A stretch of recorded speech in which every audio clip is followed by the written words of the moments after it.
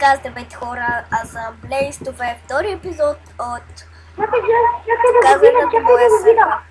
И тук с мен е Босайде, както знаете от първия епизод. Да. Босайде, защо лефна?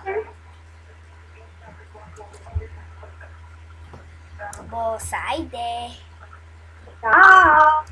защо лефна и пак джойна? Не знам, спрямо интернета. И така, хора, ако се надявате нещо, ако някой ви е взел итемите или без да искате сте ги хвърлили, някой ви ги е взел, пишете ми админа или на оунера и оунера да знаете, че съм аз. Аз съм админ. Да, той е админ, посайде. Пишете просто, ако искате да викнете админа, напишете посайде или админе. Напиши IP-то на сървъра.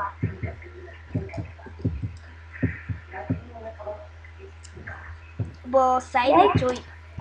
IP-то постоянно ще го сменя всеки ден, защото всеки час сървъра ми спира. И така IP-то постоянно Сега се сменя. влезте, аз ще ви го прати. Да, в описанието или когато влезете в сървъра, не по-скоро в сървъра, а в YouTube страницата ми, там ще бъде IP-то на сървъра. Постоянно да знаете се сменя. Изтривайте сървъра, който съм сложила, ако той ви спре. Аз го рестартвам веднага, но понеделник, вторник, сряда, четвъртък и петък съм заета. Само когато не съм заета, мога да сменям сървъра. Събота и неделя и до неща, но не съм понеделник. Да, събота Влизайте. и неделя съм свободна. Защото може спира на сървъра. От училище и си напиша домашно. Нещо пишат ли? Така, сега вече ви обясних някои ларпове. Ако искате да стане ден, пишете на админа. Пишете. Админе може ли да бъде ден?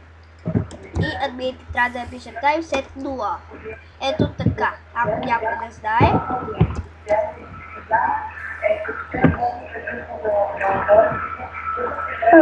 Спирам на пауза с малко. И така, хора, върнахме се. Това е втори епизод от където ви казах в началото, пак да ви кажа, защото може да сте забравили, че това е втори епизод.